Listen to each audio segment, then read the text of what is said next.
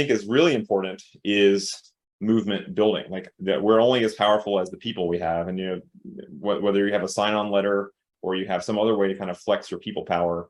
Well, Brantley, thank you for joining us. We're very excited to have you here at the League's most recent Bike Side Chat. We're celebrating all of our Advocacy and Education Award winners from the 2022 National Bike Summit this year, all this through the summer. So we're really happy to always have a chance to get to talk to folks more and share these conversations, because even when we were in person at National Bike Summits, we didn't really get to do most of that. Now we get to share it with the world. So thank you for joining us, and congratulations again on your win as Advocate of the Year in 2022.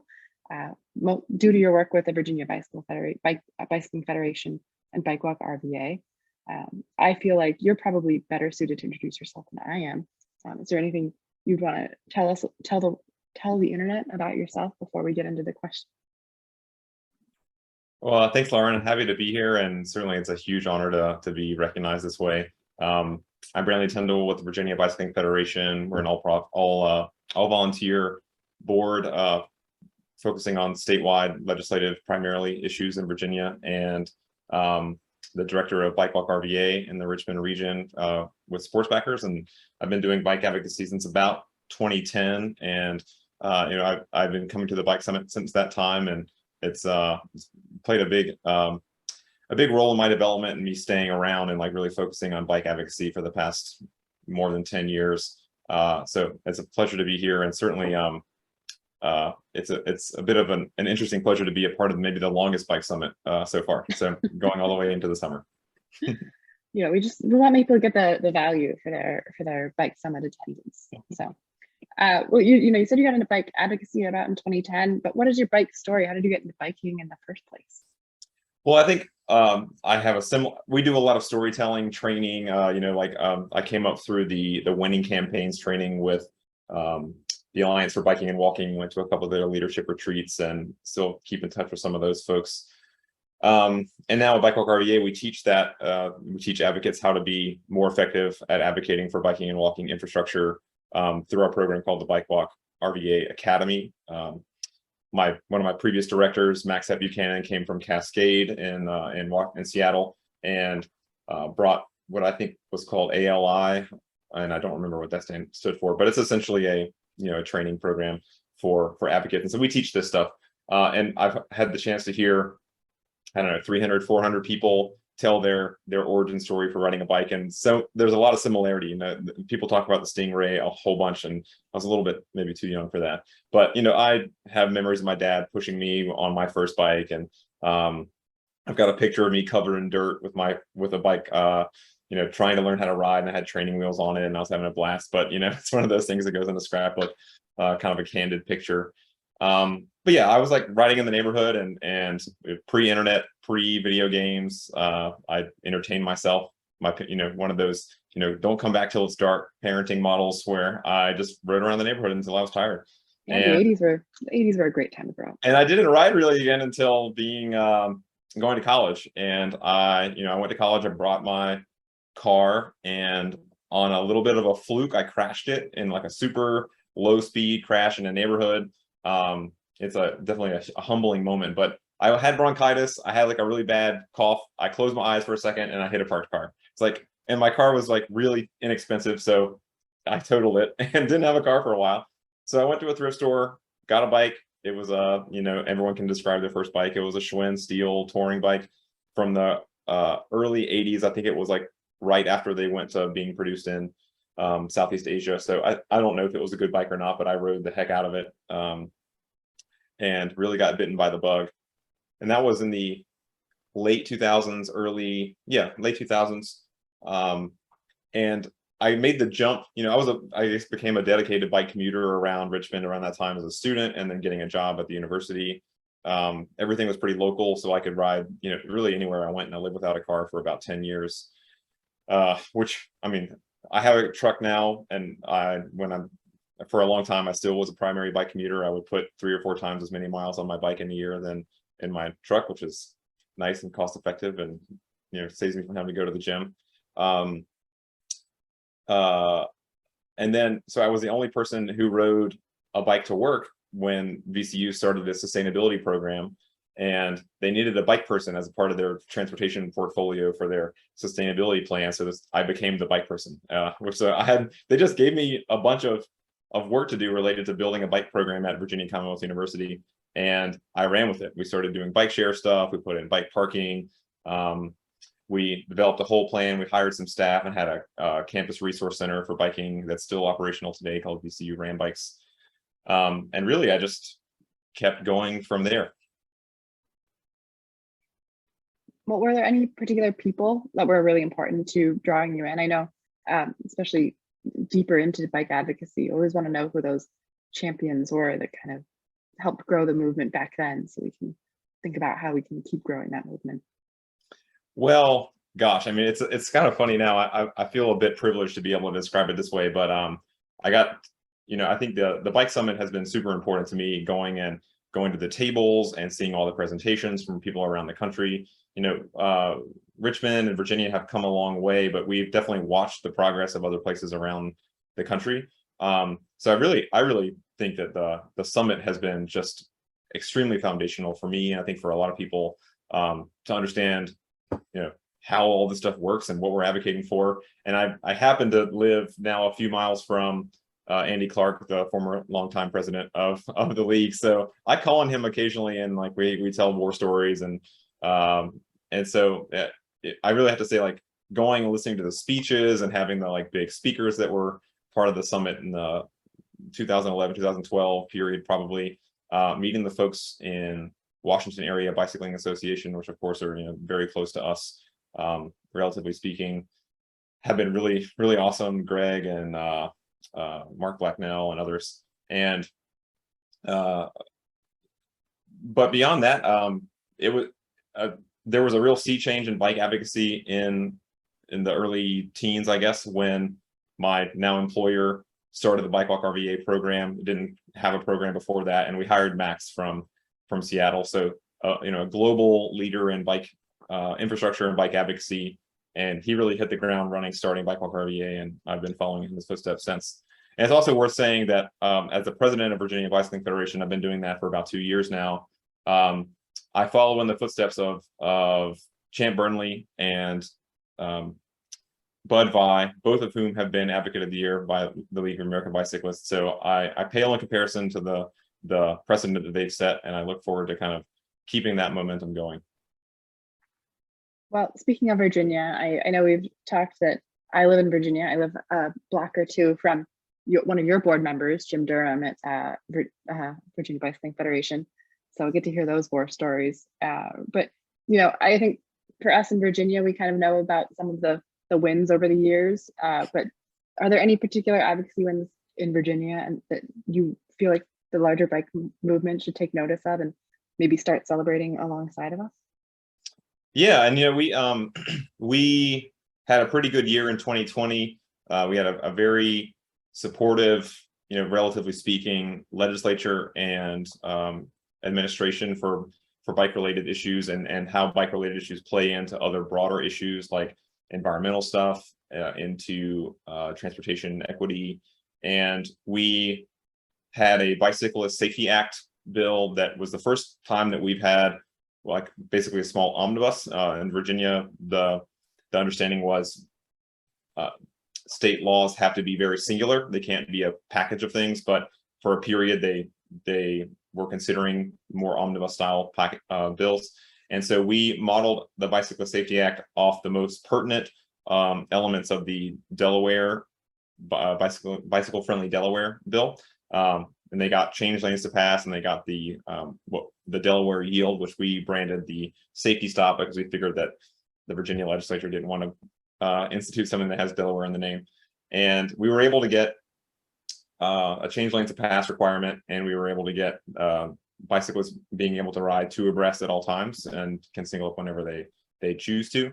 We were very close to getting the safety stop, but it ended up sort of needing to be sacrificed for the greater good, for the deal making and negotiating that was happening in real time on the floor. Very dramatic, very my friends and I were glued to our screens during that first pandemic General Assembly, and we were able to and I should say, I think I said 2020, but this is 2021. We were able to get major legislation through, and unfortunately, the two abreast portion of that was reversed this past General Assembly. Came as a bit of a surprise, and not so much that the antagonist to that issue was a known antagonist. We kind of would anticipate something like that, but it was a hybrid session, so some people were in person, and a lot of stuff happened via computer, and it got away from us, I think, from like an information sharing kind of, like we got behind the eight ball of our messages being read, and we won't have that problem again, I think. But the sort of the good side of that is we also were really effective at advocating for new trail money. I had a chance to meet Robin from Texas, also a former Advocate of the Year winner, and their $460 million bond referendum, they were able to get a bunch of trail funding. So we're not quite to that level, but in December, our outgoing governor put $233 million for multi-use trails in his outgoing budget. And so the legislature then considers that budget, and we saw them include smaller but still significant amounts of money in the House and Senate versions of that budget, thinking that the House approved 57 million, the Senate approved 90. So we figured we'd get somewhere in the middle of that. And if you'd have told us in December we'd get 57 or $90 million for state trails, a state trails program, we'd have just taken it, because it's unprecedented. The previous precedent was $10 million, and prior to that, nothing.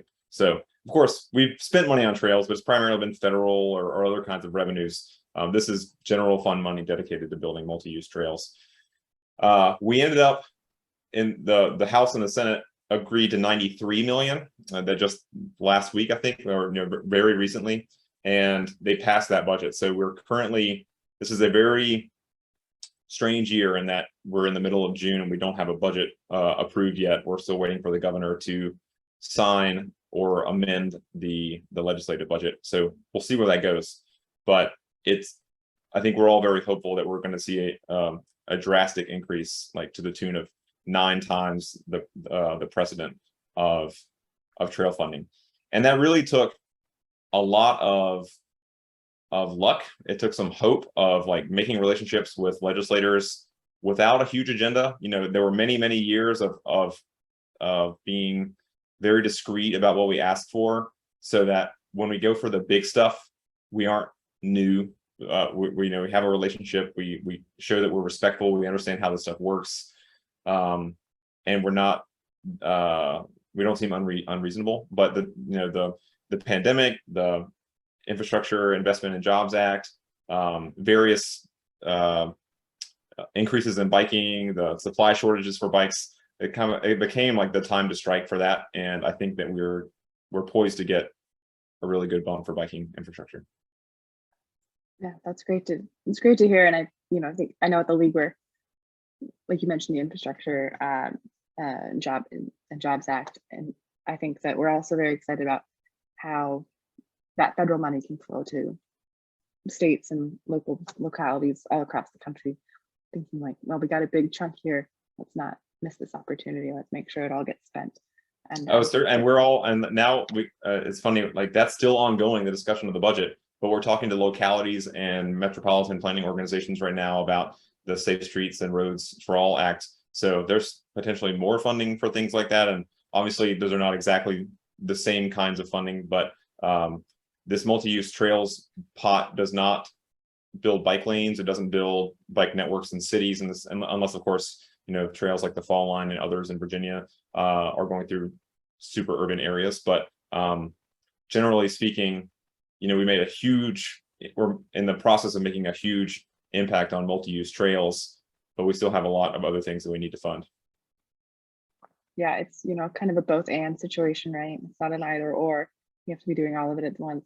And I think, I know from even my own personal experience, trails are such an important part of getting people comfortable to go out riding and to get started on that journey to becoming a bike commuter and going on, biking to the grocery store. Like once you have that safe place, you can at least gain your confidence and your skills. You feel much more confident going out elsewhere. So and if we have a second to talk about that, I think I brought up sort of briefly that this past session, the 2022 General Assembly session that concluded in March, and we're technically in special session, as the Virginia legislature only meets a certain number of days in the winter, and then if they have to come back, it's special session. So we're in basically eternal special session until our budget gets finalized. But the 2020 session was all virtual. All of our legislators were virtual. Most things were broadcast online. This year everything was online, but most people, the professional lobbyists, the legislators, and many sort of citizen advocates were there in person. And so they could talk before and after a meeting. So they were kind of getting back to the bumping elbows and like making quick compromises in the hallway.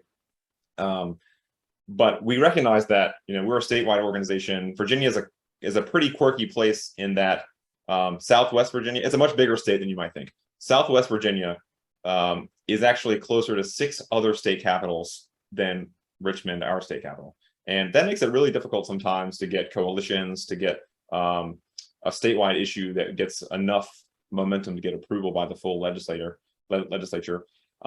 And we had to figure out, like, just getting down to Richmond during a pandemic. Omicron was like really spiking at the time.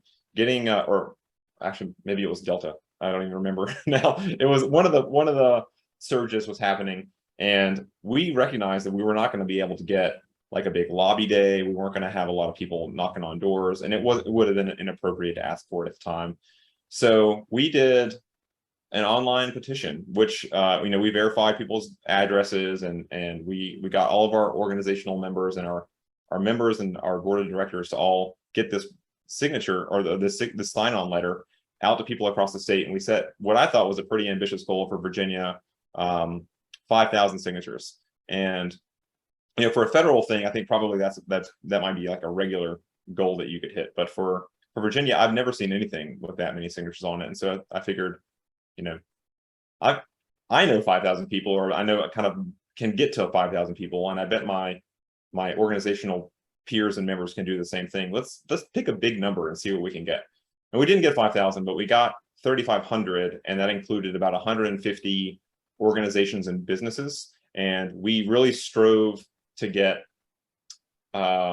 signatures from rural and outer parts of the state that aren't just your urban centers. It was important. We were in a very, very purple year. The previous administration was basically Democrat governor, Democrat both chambers. We just elected a Republican governor, and one of our houses flipped to Republican. We strive to be bike partisan. The term that's been kind of a little bit tongue in cheek, but like we're not supporting bike stuff. It doesn't have a political or a party agenda. So we'll work with anybody. But we wanted to recognize that regardless of what our asks were, the houses were not necessarily going to work well together, and they weren't necessarily going to work well with the governor. And so we needed to make sure that we had our bases covered by having urban support, which we feel like we probably had that pretty well. But talking about transportation freedom, economic development, and getting people to these and where these trails could be built in more rural areas would benefit a lot of the newly elected majority in the House. We think we made some good success with that, and I hope that all pans out when the governor eventually signs the budget. Fun fact: if he doesn't sign it, then we might have the first ever state shutdown. So that's potentially looming. We'll see how that goes. So we got 35 new experiences, Yeah, this is the first time for everything. But we so 3,500 signatures. That still felt really impressive. Like it was an all hands on deck thing, and it wasn't just. We made sure there were Virginians. We sought individual legislators and dug down into their districts the best we could to get a signature from a Chamber of Commerce or a economic development group, or even like a church or a riding club or anything. And so we were able to get a majority of our House districts represented, and that gave us an in to talking with various delegates that are 4 or 5 hours from where I live. So big number. And I think every session you're going to have to be adaptable, and who knows, I guess the next session might be entirely in person. but we might get the next Greek letter looming, and so who knows what'll happen. I know I've tried not to even think about what comes after Omicron. We didn't have to take Greek in school. The I think you talked a lot about being adaptable during, as an advocate through the pandemic, obviously, and coalition building. Are there other ways you kind of hope to see the bike movement and bike advocacy sort of change and grow over the next few years? Oh, that's a great question. And I come a lot of my peers are trained in urban planning or in government, and my background is in environmental studies, which very much was a kind of a liberal arts degree where I took policy classes, I took law classes, I took economics, but I also took earth sciences and a lot of like physical type things. And I appreciate the variety that I got, but I also feel a little behind the eight ball on occasion when I'm dealing with like a sophisticated policy ask, like how we're going to fund an e-bike rebate program, or where is this trail funding coming from? And one like an interesting thing that's happening with our current trail funding is, and I'm not sure how healthy the precedent is, but it was one of these things that you can't really say no to. Senate Finance chose to legislatively disperse some of the federal money that's coming for the new increase in transportation alternatives funding. I think we're getting $7 million more a year, and our budget is a biennium. So they dedicated that $7 million of transportation alternatives funding over the next 2 years for multi-use trails, which means you take 14 off the top of 93, that's 79 million of general fund. So that's more in the weeds than most people really care about. But the reason I brought this up is that I wouldn't have thought to do that. Like, I'm advocating for more multi-use funding, and I sort of depend on the savvy sometimes of our partners in the budget committee or the transportation committee or even in the Senate offices. But what I think is really important is movement building. Like, that we're only as powerful as the people we have, and whether you have a sign-on letter or you have some other way to kind of flex your people power. Really showing up for bike lanes is how we have had success over the past couple of years. And I don't think that's going to go away. And I think when I went to the bike summit, and I don't want to just be like just kind of like living in nostalgia type thing. It's a different time, and I totally get it. But when I went to the bike summit for the first time, we were having 800, 1,000 people there. And like this great story that Andy tells of having several secretaries of transportation to go. They invited like a key one to the bike summit, and this secretary thought, oh, I'm just going to shake a couple hands and do the weird thing with the bike people and then leave and get back to the rest of my life. And he shows up, and there are 800 people in the ballroom at like a real lunch or a real dinner, and he's like, wow, this is a real keynote speech. Like, this is big. And like, to be able to demonstrate your authenticity and your legitimacy by showing up in numbers is really, you can't really replace it. Like, you clearly have to have good policy objectives. You have to know the grass tops kind of stuff, but every once in a while, you've really got to show that people in your community or in your state or across the country really care about this stuff, because that makes it a problem for them to solve. Otherwise, they will, deprioritize it for something else. And we saw that a little bit this year. This is a story I'm sure that will resonate with a lot of states. We lost some of our trail funding. We could have potentially gotten about 233 million. We're going to get, if nothing changes, 93. We lost a bunch of that funding directly to a highway widening project, widening Interstate 64, which basically connects the coast to Richmond and beyond. And so I think the General Assembly found about $400 million total for that project, and the price tag for that is about $800 million. A big chunk of that came from the trail funding that was in a different budget. So we have to be really sensitive, and we can't fight that necessarily, because it means that we jeopardize our own funding and our own relationships. But we certainly can watch other people do that. And the way that you kind of get yourself to the table in the first place, and the way that you have relationships with with any decision maker, but especially the important ones, is you've got your constituents. They are used to going to meetings and they've talked about biking and walking stuff. Your metropolitan planning organization, your city council meetings. If you have a strong mayor, that your mayor has an agenda or a platform for biking and walking. It really is like a pyramid, and we've focused on the bottom of the pyramid for such a long time that we're finally at a point where the tip is a little higher than we thought we could have gotten. And you really have to do that with just thousands of people as much as possible. Yeah, sometimes it's just how many people can you get to show up at that city council meeting to testify during the public comment period, right? I'll say one of the pivotal moments in my career, and my both of my previous directors at Bike Walk RVA were kind of in the trenches at this time.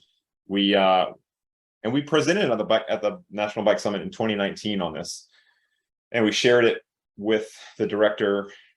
Is her name Liz from Bike More? Yep. So we had a whole session on fighting bikelash, and her stories were so crazy. Where like she was fighting the administration, and so the city fire chief was harassing her by putting fire trucks right in front of her house. Like, oh my gosh, like that's crazy. I haven't had our similar story was a little bit flipped in that we were on the administration side. We have a strong mayor, so he has a lot of executive power, and his agencies, we work with them to get bike lanes built. But we had 2 city council members propose an ordinance to ban a bike lane that was going to be like the best bike lane in the city, and it currently is the best bike lane in the city. 3.7 miles, right? A huge north-south connector. A really big impact on transportation equity. It connected people like communities of need to get to places like jobs and education, and kind of into the main part of the network of the city.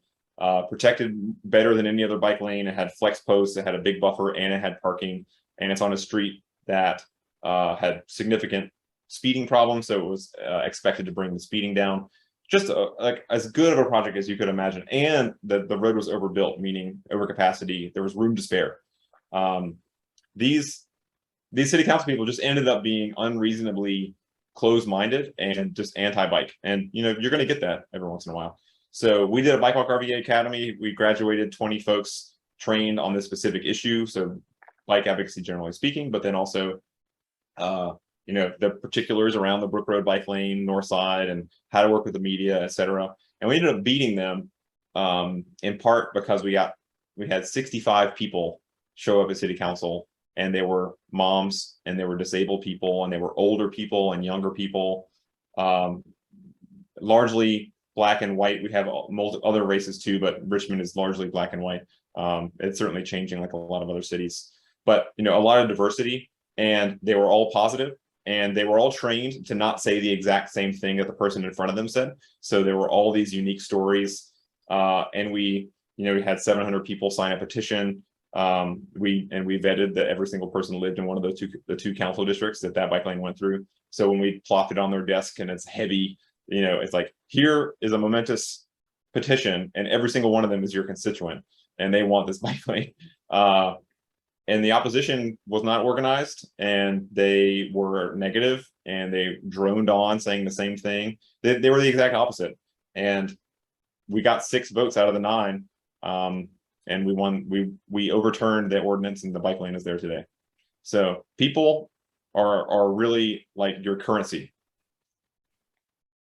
It makes me very glad some folks on our old city council didn't know that they could try to pass an ordinance to ban a specific bike lane. And I don't think we'll have that. We'll have to do that fight again. We have, right. There are antagonists now, but they really have, like, the fervor has gone away. Well, I think you're right. I think to our, Alexandria, where, you have this big fight over the bike lane, and if you can win that, if it's such a big fight and then you win at the end, like, does the opposition have the wherewithal to go and buy all their little yard signs and just roll them out all over again? And we did all the things. We had yard signs, we were in the media, we had events, and it actually got drug out for about 9 months. There were some continuations, there were some big public hearings with 300 people. We had presentations. and there were pro yard signs, there were anti yard signs. Ours were prettier and nicer, and it's like it's interesting when if you can make the NIMBYs look unrealistic and kind of sassy and mean like that. I think that is part of the strategy of beating them, because they're everywhere on all issues, anything that's like good, worth doing. And if you can make them seem just like unreasonable and just mean, like you wouldn't want to go to lunch with them, but you'd love to go to lunch with us, that was a part of the strategy for sure. Yeah, ours decided to go very petty and personally attack the mayor with a hashtag and all of their stuff. And it was funny because they were insistent on this traffic jam that would exist after the bike lane was put in, and then the bike lane gets put in, and of course the traffic is no worse and slightly better than it was before. I need to learn more about this case study because I was in the trenches for 9 months with the Brick Road bike lane, and I was very happy to help Norfolk do a similar thing just this year, or I guess maybe late last year, where they had a primary bike lane on Granby Street that had it didn't have an ordinance against it, but the city council was required to vote to approve it. So it's the same thumbs up or thumbs down, and they were touch and go for a long time. And I called a couple of their board members on occasion, and we talked through some strategy. I gave them kind of a roadmap, some tactical ideas, and they listened to me, but they probably just did everything that they were going to do anyways, and they did a great job of winning it. So, and the other important thing, like if you're listening to this and you aren't experienced with this kind of precedent, it's worth doubling down if this comes up, because if you lose that, you will have to fight that fight every time you have a bike lane. We recognized early on we needed to win it at the beginning. And so we had meetings with every city council person, with the mayor. We had huge events. We got in the media all the time. It was like, I'm sure people, like random people who weren't very bikey, or they just read the newspaper to get a touch on like national politics or on the economy, we're like, what the heck? Why are we talking about bike lanes so much? You kind of have one shot. If it's like a big high profile bike lane, call in the big guns if you have to. We were considering suing the city council people. We were considering we didn't do everything we thought of, but we were considering like we can't lose this fight. And thank goodness we didn't. Yeah, I mean, congratulations. I feel like we've talked for quite a bit, so I don't want to take up much more of your time, but is there anything else I should have asked you or you wanted to touch on to celebrate this? Well, I said before that I'm super humbled by being selected for this. Advocate of the Year seems like a big thing. I've been able to. I'm actually a little bit disappointed, only because of the timing, because I've seen such great speeches at the Bike Summit. I missed like some of the pageantry, and Bill and company, if you're listening, I'd love to get back to like that whenever it's appropriate to have a big grand stage and have people give speeches. A number of my board members and my peers have given really awesome presentations and speeches at the summit. I've got I mentioned Champ and Bud before, but also Tom Bowden gave a really funny speech where the thing that I remember, and I think it was pretty early in my time, so it was kind of constructive to me as an early person, as an early bike advocate. He said, "Bikes are the answer. What's the question again?" And I just think I think about that all the time. Like, it really can solve so many problems. So I really love I miss just sitting around a round table with other people around the country who are in the same fights that we are, and I have some things to share, they have some things to share, and we'll be a continual learner in this pursuit. So I want to give a lot of credit to Champ, Tom, and Bud, but some of the success that we've been able to talk about, particularly the Bicyclist Safety Act, goes to, or some thanks go to my advocacy chair, Jim Durham, who you mentioned, in Alexandria. He rode in Delaware a lot, and he said, I'm taking this back to Virginia. He basically said, Brantley, we're going to do this. It's like, okay, let's do it. And it was ambitious. We had a lot of very unfriendly sessions at the General Assembly where we had reasonable goals, where we were conservative and we didn't go for big stuff. And sometimes you really do have to go for something that seems too big or impossible. You can't do it all the time. You can lose a lot of wind in your sails. You might turn people away because they think you don't know what you're doing. You're being too risky. But every once in a while, you have to show people that you have vision and gumption, and that the big stuff is worth going after. That it's not all tiny little incremental gains. You got to have some balance. And so if your organization feels like it's maybe a little bit stagnant, or you're looking for some kind of oomph, I would certainly recommend saying, like, what's your 5-year goal? Double it. Like, can you figure out something that's like visionary and game changing? And I looked at, Robin in Texas and their $460 billion or $1 million bond referendum. Someone had to think of that, and I'm sure they didn't just think about it and go with it. It was a multi-year thing. I think they had considered a previous bond referendum before that. It was a little bit smaller. We had a similar success in the Richmond region on a particular project that I work on at Bike Walk RVA.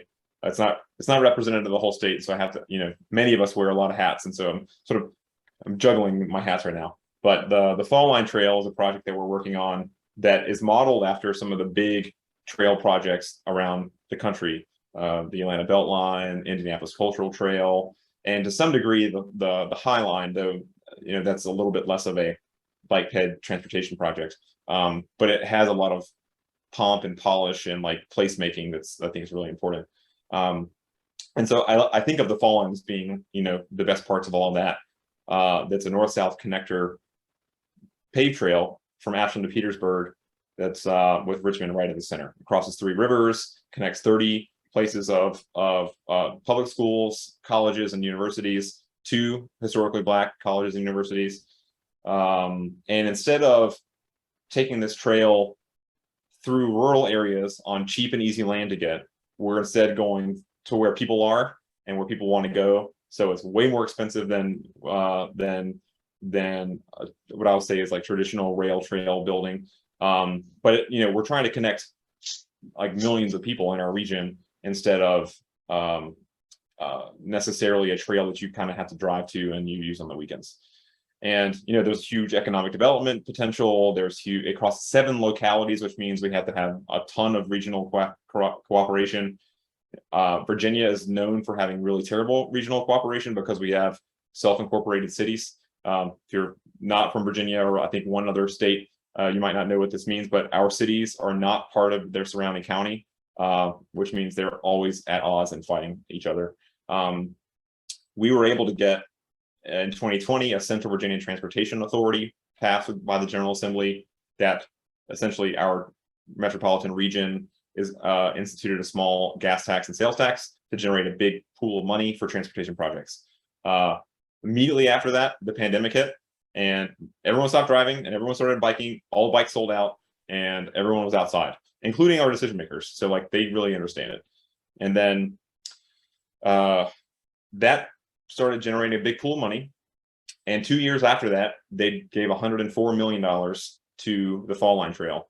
Totally unprecedented, and really just got like, we could not have guessed that was going to happen. We would have been happy with $5 or $10 million a year for 10 years, and you had to kind of show up and be ready to play your best hand. And of course, we had been doing work with the localities for 10 years before that. So, we weren't these brand new people talking about it, but we were the only nonprofit that showed up to support the CVTA and ended up working out really in favor of this, what I think is going to be a nationally significant and regionally transformative bike and pedestrian infrastructure project that's going to cost about $300 million. Like 5 years ago, we'd have been laughed out of the room if you said you have a project that's going to cost $300 million. And now they're saying, how can I get some of that? Because it's going to get the next big company to come here and bring a few thousand employees. And, we're going to see a total redevelopment of certain parcels that are kind of like light industrial areas in the corridor. And people are going to want to bike to work. Like we're gonna bring employers that have active living missions, because Richmond is an outdoor kind of city and region, and we're going to actually plan for them to bike to work. We had to kind of go big, and we had to really, we had to think on our feet a lot, but we had to basically put ourselves out there. And as the world changed, we were ready to kind of roll with it. And so I think there have been times that we have felt low as a state or as a region. I think that it kind of comes in ebbs and flows. But one of the ways that you can shake yourself out of it is to be just a little unreasonably like visionary in the thing you're going after. Let someone else argue it down in scale, but go for the big thing. I think that's a great place to end, and think about the National Bike Summit next year, and hopefully this will inspire some more people to show up, and we can think about the next big thing together. Yeah, I look forward to it. And I look forward to riding on the Far Line when it's complete. So thank you for all your work on it.